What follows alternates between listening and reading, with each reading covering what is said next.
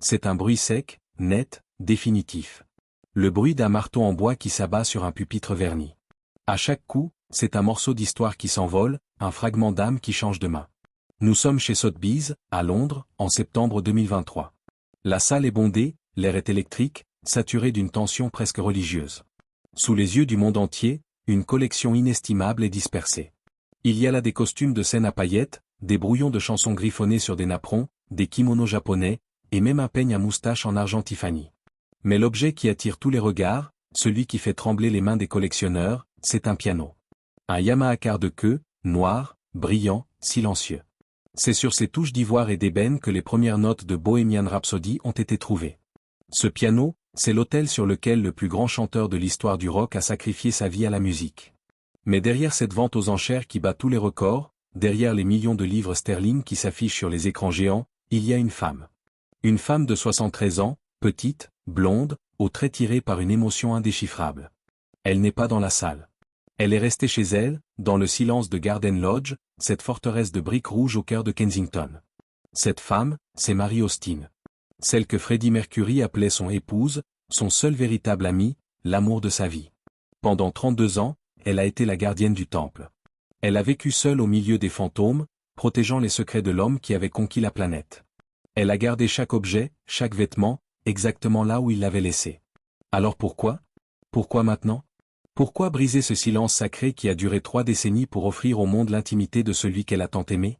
Est-ce un acte de trahison, comme le crient certains fans blessés? Ou est-ce, au contraire, l'acte d'amour ultime, la dernière étape d'un deuil impossible? Ce que Mary Austin a déclenché en ouvrant les portes de Garden Lodge est bien plus qu'une vente aux enchères. C'est une onde de choc qui nous force à réécrire l'histoire que nous pensions connaître. Oubliez le film, oubliez les biographies officielles. La vérité est ici, dans les objets qu'elle a décidé de libérer et dans les mots qu'elle a enfin prononcés. C'est l'histoire d'un pacte secret, d'une fidélité absolue qui a survécu à la célébrité, à la maladie et à la mort. C'est l'histoire bouleversante d'une femme de l'ombre qui, à l'automne de sa vie, décide de rendre la lumière à celui qui n'a jamais cessé de briller pour elle. Avant de plonger dans les méandres de cette relation unique, qui défie toutes les étiquettes et toutes les normes, je vous invite, si ce genre de récit profond et humain vous touche, à laisser un j'aime sur cette vidéo. C'est un geste simple, gratuit, mais qui nous permet de continuer à explorer ces destins extraordinaires. Merci infiniment. Pour comprendre le séisme émotionnel que représente cette décision de Mary Austin, il faut effacer l'image du Freddie Mercury superstar. Il faut oublier le stade de Wembley, la moustache, les muscles saillants et la foule en délire. Il faut remonter le temps. Il faut revenir à une époque où Londres bascule des années 60 psychédéliques vers une décennie plus sombre et plus dure. Nous sommes en 1969. Imaginez une jeune fille de 19 ans, terriblement timide, presque invisible. Mary Austin vient d'un milieu ouvrier du sud de Londres, le quartier de Battersea. Sa vie n'a rien d'un conte de fées. Son père est coupeur de tissus, sa mère est domestique. Mais il y a un détail crucial qui va façonner toute sa personnalité, par extension, sa relation future avec Freddie. Ses 2 parents sont sourds-muets. Mary a grandi dans le silence. Très tôt, elle a dû apprendre un autre langage. Pas celui des mots, mais celui des regards, des gestes, des vibrations. Elle a développé une hypersensibilité, une capacité presque surnaturelle à lire les émotions sur les visages, à comprendre ce qui n'est pas dit. Elle est devenue une observatrice, une éponge émotionnelle. À cette époque, elle travaille chez Biba. Pour ceux qui n'ont pas connu cette époque, Biba n'était pas juste un magasin de vêtements. C'était un univers. C'était le cœur battant du Swimming London, une caverne d'Ali Baba sombre, décorée de plumes d'autruche, de velours pourpre et de miroirs teintés. C'était l'endroit où il fallait être vu. Et c'est là que rôde un jeune homme de 23 ans. Il s'appelle encore Farrokh Bulsara. Il est né à Zanzibar, il a fui la révolution avec sa famille, et il traîne avec lui le sentiment d'être un éternel étranger. Ce Farrokh-là n'a aucune confiance en lui. Il est complexé par ses dents proéminentes, il cache sa bouche quand il rit. Il n'a pas un sou. Il dort sur les canapés de ses amis. Il étudie l'art et vend des vêtements d'occasion au marché de Kensington avec Roger Taylor. Quand il entre chez Biba, ce n'est pas pour acheter, il n'en a pas les moyens. C'est pour s'imprégner de l'atmosphère, pour toucher les tissus, pour rêver. Un jour, son regard croise celui de Mary. Brian May, le guitariste au grand cœur, joue les entremetteurs. La rencontre est improbable. D'un côté, le pan qui commence à déployer ses plumes, qui s'habille de fourrure et d'écharpe, qui parle fort pour cacher sa peur. De l'autre, la souris grise, silencieuse et observatrice. Mary dira plus tard, il était comme personne que je n'avais jamais rencontré. Il avait une confiance en lui inébranlable, du moins en apparence, et je n'en avais aucune. Nous avons grandi ensemble. C'est là, dans cette fragilité partagée, que tout commence. Freddy ne cherche pas une groupie. Il ne cherche pas une starlette. Il cherche un ancrage. Il cherche quelqu'un qui ne le juge pas, quelqu'un qui peut voir derrière le masque qu'il est en train de se fabriquer. Ils emménagent ensemble très vite, dans un minuscule studio à Holland Road. C'est la vie de bohème, la vraie, pas celle romancée des films. Ils partagent la cuisine et la salle de bain avec d'autres locataires. Ils comptent chaque penny. Ils mangent des boîtes de conserve. Mais ils sont heureux. Marie devient tout pour lui. Elle le coiffe, elle choisit ses vêtements, elle le maquille. Elle est son miroir. Elle est la première à croire en lui, bien avant que le monde ne sache qui est Queen. Elle assiste aux premiers concerts désastreux, elle écoute les premières maquettes balbutiantes. Elle est là quand il rentre frustré, épuisé, persuadé qu'il n'y arrivera jamais. Et avec sa douceur silencieuse, héritée de son enfance, elle le rassure. Elle apaise la tempête qui gronde déjà en lui. Cette période de pauvreté et d'espoir est fondamentale. C'est la fondation de béton sur laquelle tout le reste sera construit. Freddy, qui est d'une loyauté féroce, n'oubliera jamais que Marie l'a aimé quand il n'était rien. Quand il n'était que Farrokh, l'immigré aux dents en avant qui rêvait de gloire. Noël 1973. Le groupe commence à décoller. L'argent commence à rentrer, timidement. Freddy sent que sa vie va changer, qu'il va être emporté par un tourbillon. Il a besoin de s'attacher Marie définitivement. Il lui offre une énorme boîte cadeau. À l'intérieur, une autre boîte. Puis une autre. C'est un jeu, une poupée russe d'emballage. Marie s'amuse, elle rit. Dans la toute dernière boîte, minuscule, se trouve une bague en jade. Elle est stupéfaite. Elle ne comprend pas tout de suite. Elle demande, à quelle main dois-je la mettre? Freddy la regarde, ses yeux noirs brillant d'une intensité rare, et répond doucement, à la main gauche, Marie. Veux-tu m'épouser? Elle murmure oui. Elle a 23 ans, il en a 27. Ils parlent d'avenir, d'enfants, de vieillir ensemble dans une maison à la campagne. C'est le rêve classique, le rêve normal. Mais au fond de lui, Freddy sait-il déjà que c'est impossible? Ressent-il déjà ces pulsions qu'il n'ose pas nommer? Cette demande en mariage est peut-être sa tentative désespérée de rester dans le droit chemin, de s'accrocher à une normalité qui lui échappe. Si cette histoire de début modeste et d'amour pur vous touche, si vous êtes fasciné par la jeunesse des légendes, je vous invite à vous abonner à notre chaîne. Nous publions régulièrement des portraits fouillés qui vont au-delà des apparences. Rejoignez notre communauté, nous serions honorés de vous compter parmi nous. Les années qui suivent, entre 1974 et 1976, sont celles de l'explosion. Killer Queen, Bohemian Rhapsody, A Night at the Opera. Queen devient un phénomène mondial. Freddy devient une icône. Mais dans l'intimité de leur appartement, le rêve se fissure. Marie, avec son sixième sens, perçoit le changement bien avant qu'il ne soit visible. Freddy rentre de plus en plus tard. Il est distant, évasif. Il évite son regard. L'intimité physique disparaît peu à peu. Marie pense d'abord au scénario classique, il a une maîtresse. Une autre femme, plus belle, plus sophistiquée, plus digne de sa nouvelle gloire. Elle se sent coupable, elle se dit qu'elle n'est pas à la hauteur. Elle commence à s'effacer, à se faire toute petite. Mais la vérité est bien plus complexe. Freddy est en guerre contre lui-même. Il commence à explorer sa sexualité dans les clubs de Londres, dans l'anonymat de la nuit. Il découvre un monde souterrain, excitant et dangereux, qu'il appelle irrésistiblement. Mais il est terrifié à l'idée de perdre Marie. Elle est sa boussole. Sans elle, il a peur de se perdre totalement. La confrontation est inévitable. Un soir de 1976, Marie décide de briser la glace. Elle lui dit, avec une tristesse infinie, « Quelque chose ne va pas, Freddy. Je me sens de trop. Je suis un fardeau pour toi. Il est temps que je parte. » Freddy nie, il panique. Il ne veut pas qu'elle parte. Mais il ne peut plus mentir. Il s'assoit face à elle. L'air est lourd.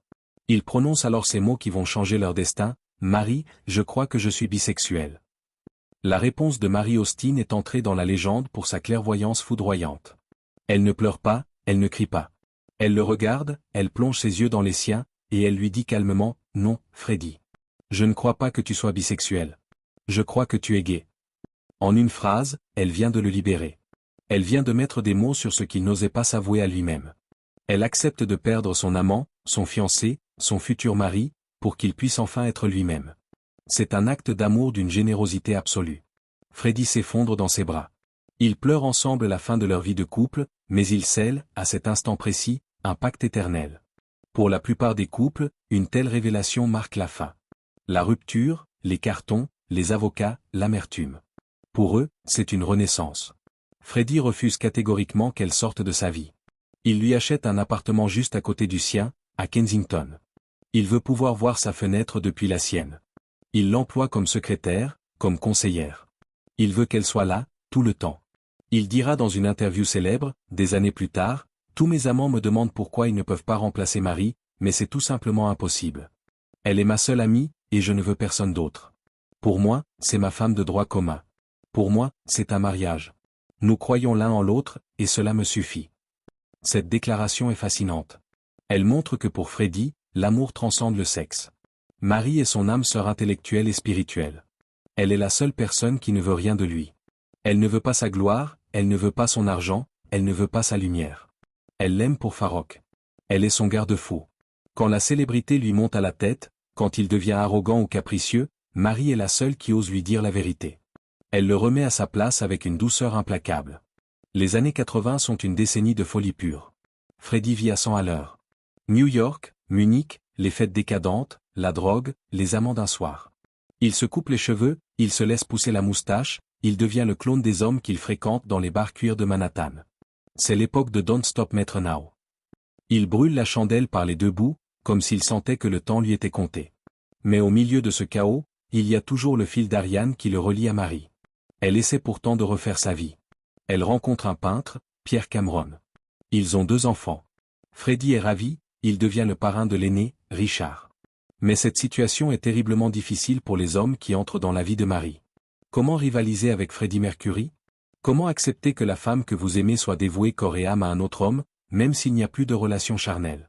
C'est une ombre gigantesque, écrasante. Marie sacrifiera souvent sa propre vie sentimentale pour rester disponible pour Freddie. Quand il appelle, elle accourt. Quand il a besoin de parler, elle écoute. Et puis, le ciel s'assombrit. 1987, le diagnostic tombe comme une guillotine. Sida. À l'époque, c'est une sentence de mort, accompagnée d'une stigmatisation sociale terrible. Freddie décide de garder le secret. Il ne veut pas de la pitié du monde. Il ne veut pas que sa musique soit écoutée à travers le filtre de la maladie. Il ne le dit qu'à une poignée de personnes très proches. Marie est l'une des premières à savoir.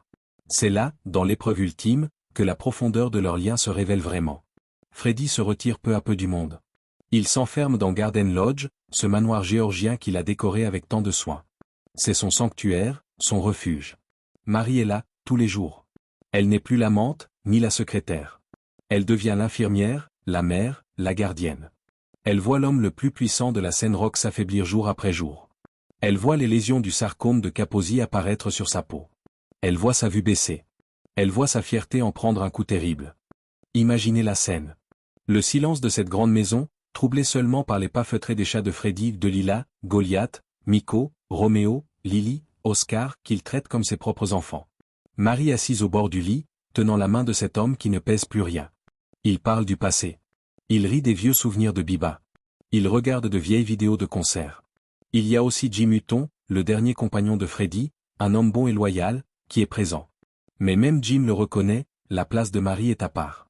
Elle est intouchable. Freddie sait que la fin approche. Il veut mettre ses affaires en ordre. Il fait venir ses notaires et rédige son testament. Ce document va être l'acte final de sa déclaration d'amour, mais aussi, involontairement, un cadeau empoisonné qui va isoler Marie pour le reste de sa vie. Il lui dit, « Marie, je te laisse la maison. Je te laisse ma fortune. Je te laisse mes droits d'auteur. Tu aurais été ma femme, et tout cela t'aurait appartenu de toute façon. » C'est un héritage colossal, mais c'est surtout une responsabilité écrasante. Mais ce n'est pas tout. Freddie a une dernière demande, une mission secrète qu'il ne peut confier qu'à elle. Il est terrifié à l'idée que sa tombe soit profanée. Il a vu ce qui est arrivé à d'autres célébrités, il craint les fanatiques, il craint que son repos ne soit jamais respecté. Alors il lui fait promettre, « Je veux que tu prennes mes cendres, et que tu les déposes dans un endroit que toi seul connaîtras. Personne, jamais, ne doit savoir où je repose. Même pas mes parents. Même pas Jim. Juste toi. » C'est une charge émotionnelle inimaginable. Être la seule au monde à détenir ce secret. Freddie s'éteint le 24 novembre 1991, emporté par une pneumonie bronchique liée au sida. Le monde pleure une idole. Marie pleure sa moitié. Les jours qui suivent sont un cauchemar flou. Les funérailles zoroastriennes, selon la tradition de ses parents. Les hommages planétaires. Mais Marie a une promesse à tenir. Pendant 2 ans, elle garde l'urne funéraire dans la chambre de Freddie, à Garden Lodge. Elle attend que l'attention médiatique retombe. Elle vit avec lui, littéralement. Et puis, un matin, elle décide que c'est le moment. Elle sort de la maison, l'urne dissimulée dans un simple sac plastique pour ne pas attirer les regards. Elle part vers une destination inconnue. Elle revient seule. 30 ans plus tard, malgré les rumeurs, les enquêtes, les traques de fans, personne ne sait où est Freddie Mercury. Marie a tenu parole. Le silence est son armure. Mais la mort de Freddie n'est pas la fin des épreuves pour Marie. C'est le début d'une autre forme de solitude. La lecture du testament provoque des remous. En recevant la moitié de la fortune de Freddie, l'autre moitié allant à ses parents et sa sœur, et surtout la maison symbolique, Marie devient la cible de jalousie, parfois même au sein du cercle proche. Certains amis de Freddie, qui ont reçu de l'argent mais pas la reconnaissance suprême, se sentent lésés.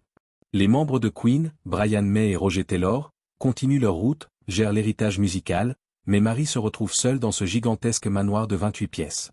Vivre à Garden Lodge n'est pas un cadeau. C'est vivre dans un mausolée. La maison est figée dans le temps. Chaque meuble, chaque tableau, chaque bibelot a été choisi par Freddie. Marie racontera plus tard qu'il lui a fallu 5 ans avant de pouvoir entrer dans la chambre où il est mort. Pendant des années, elle a l'impression qu'il est juste en tournée, qu'il va franchir la porte à tout moment en criant « Darling », avec son enthousiasme habituel. Elle essaie d'y élever ses enfants, de faire de cet endroit un foyer chaleureux. Mais comment vivre normalement quand on habite chez une légende? Les murs d'enceinte de la propriété sont recouverts de graffitis de fans, de lettres, de fleurs. C'est un lieu de pèlerinage permanent. Marie est la gardienne du temple, la châtelaine recluse. Elle se fait rare. Elle refuse la plupart des interviews. Elle vit une vie discrète, presque monacale, dédiée à la mémoire de Freddie. Le temps passe. Les années 90, les années 2000. Le film Bohemian Rhapsody sort en 2018 et relance la Freddie-mania à un niveau stratosphérique. Le film rapporte des milliards, et Marie, en tant qu'héritière principale, touche des royalties colossales, on parle de plus de 60 millions de dollars. Mais l'argent ne comble pas le vide. Elle vieillit. Elle a 73 ans. Ses enfants sont grands. La maison est trop grande, trop silencieuse, trop chargée d'histoire. Et c'est alors, en 2023, que Marie Austin prend la décision qui va choquer le monde. Elle annonce qu'elle va vendre. Non pas la maison, pour l'instant, mais ce qu'il y a dedans. Tout. Absolument tout. 1500 objets personnels de Freddie. Des trésors que personne n'a vus depuis 30 ans. La nouvelle fait l'effet d'une bombe. Pourquoi? Pourquoi se séparer de ces reliques sacrées? Les fans sont divisés. Certains crient au scandale, à la cupidité. C'est l'âme de Freddie. Cela devrait être dans un musée. Elle n'a pas le droit. Les réseaux sociaux s'enflamment. Mais écoutons la voix de Marie. Dans une rare et émouvante interview accordée à la BBC au moment de l'annonce, elle apparaît fragile mais déterminée. Elle explique sa démarche avec une honnêteté désarmante. Le moment est venu pour moi de prendre la décision difficile de clore ce chapitre très spécial de ma vie, dit-elle. Je dois mettre de l'ordre dans mes affaires. Je ne suis plus toute jeune. Je veux partir l'esprit tranquille. Elle explique que garder ces objets est devenu un poids trop lourd. C'est la responsabilité d'une conservatrice de musée qui ne peut jamais prendre sa retraite, qui ne peut jamais tourner la page. Elle ajoute cette phrase qui fend le cœur et explique tout: j'ai décidé qu'il ne serait pas juste pour moi de garder ces objets. Si je décidais de vendre, je devais être courageuse et tout vendre. Je ne peux pas garder juste un peu de lui. Ça serait trop douloureux. C'est tout ou rien. C'est l'acte final de leur histoire d'amour. Vendre ces objets, c'est accepter qu'il est vraiment parti. C'est le laisser mourir une seconde fois pour mieux le laisser vivre ailleurs. C'est aussi une forme de Swedish death cleaning, ce concept qui consiste à mettre de l'ordre dans ses possessions avant sa propre mort pour ne pas laisser un fardeau à ses enfants. Marie sait que ses fils n'ont pas la même relation avec Freddie qu'elle. Elle ne veut pas leur laisser cette charge écrasante. La vente aux enchères est un événement historique. Les objets racontent l'histoire intime de Freddie. Il y a la porte verte du jardin de Garden Lodge, recouverte de milliers de messages de fans, vendus pour une fortune. Il y a le peigne à moustache. Il y a le gilet porté dans le clip de These Are the Days of Our Lives, sa dernière apparition vidéo, où il est squelettique mais digne. Il y a les paroles manuscrites de Bohemian Rhapsody, écrites sur du papier à en-tête d'une compagnie aérienne disparue, où l'on découvre que la chanson s'appelait initialement Mongolian Rhapsody. Ce simple bout de papier s'envole pour 1,6 million d'euros. Et puis, il y a le piano. Ce Yamaha G2 Baby Grand acheté en 1975 pour 1000 livres. C'est l'instrument le plus sacré du rock. Freddie l'a traité avec une révérence absolue, ne laissant personne poser un verre dessus. C'est sur ce piano qu'il a composé Bohemian Rhapsody, Don't Stop Matter Now, Somebody to Love. Il est vendu pour 2 millions d'euros. Au total, la vente rapporte plus de 40 millions de livres sterling. Une partie est reversée à la fondation Elton John contre le sida et au Mercury Phoenix Trust. En voyant ces objets partir aux quatre coins du monde, Mary Austin ne se débarrasse pas de Freddie. Elle le rend au public. Elle accepte que Freddie Mercury n'appartient pas à une seule femme, ni à une seule maison, mais à l'univers entier. Elle vide Garden Lodge pour, peut-être, pouvoir enfin y respirer son propre air. Il y a quelque chose de profondément mélancolique dans cette démarche. C'est la fin d'une époque. C'est la dernière page du livre. Brian May, le guitariste de Queen, a exprimé sa tristesse face à cette vente, disant qu'il était trop douloureux pour lui de voir les effets personnels de son ami dispersés sous le marteau d'un commissaire-priseur. On peut le comprendre. C'est la matérialité de Freddie qui disparaît. Mais pour Mary, c'est une libération nécessaire. Aujourd'hui, Mary Austin vit toujours à Garden Lodge, mais la maison est plus vide. Les échos du passé résonnent différemment. Elle a accompli sa mission jusqu'au bout. Elle a aimé Farrokh quand il n'était personne. Elle a soutenu Freddie quand il était au sommet. Elle a soigné l'homme malade quand il se mourait. Elle a protégé ses secrets après sa mort. Et maintenant, elle assure la pérennité de sa légende en dispersant ses reliques. L'histoire de Mary et Freddie est une anomalie dans le monde cynique du show business. C'est une histoire de loyauté qui défie le temps et la mort. Quand on réécoute Love of My Life, cette ballade poignante qu'il a écrite pour elle, les paroles prennent une dimension prophétique terrifiante et magnifique. You will remember, when this is blown over, and everything is all by the way. Tu te souviendras, quand tout cela sera fini, et que tout sera passé. Il savait. Il savait qu'elle serait la seule à se souvenir vraiment, quand les lumières des projecteurs se seraient éteintes, quand la foule serait partie, quand la musique se serait tue. Il savait qu'elle serait la gardienne de sa flamme. Mary Austin est une femme discrète qui n'a jamais cherché la lumière, mais qui s'est retrouvée, par amour, au centre d'une des plus grandes histoires du XXe siècle. Elle nous rappelle que derrière chaque icône, il y a une part d'humanité fragile qui a besoin d'être protégée. Elle a été le bouclier de Freddie. Alors que nous arrivons au terme de ce récit, je vous pose cette question. Qu'auriez-vous fait à sa place? Auriez-vous eu la force de garder le secret des cendres? Auriez-vous eu le courage de vendre ses souvenirs pour tourner la page? Dites-nous ce que vous ressentez dans les commentaires, c'est une question difficile et vos avis nous intéressent énormément. Merci infiniment de nous avoir rejoints pour ce voyage intime et bouleversant dans la vie de cet homme complexe et de cette femme extraordinaire. Si cette histoire vous a touché, si elle vous a fait réfléchir sur la nature de l'amour inconditionnel, n'oubliez pas de vous abonner à notre chaîne pour ne pas manquer nos prochains portraits. Nous avons besoin de votre soutien pour continuer à raconter ces histoires avec la profondeur qu'elles méritent. Prenez soin de vous, chérissez ceux qui sont là pour vous dans l'ombre comme dans la lumière, et à très bientôt. Surtout, n'oubliez pas de nous laisser un j'aime s'il vous plaît, cela compte beaucoup pour nous et pour la mémoire de Freddie. Au revoir.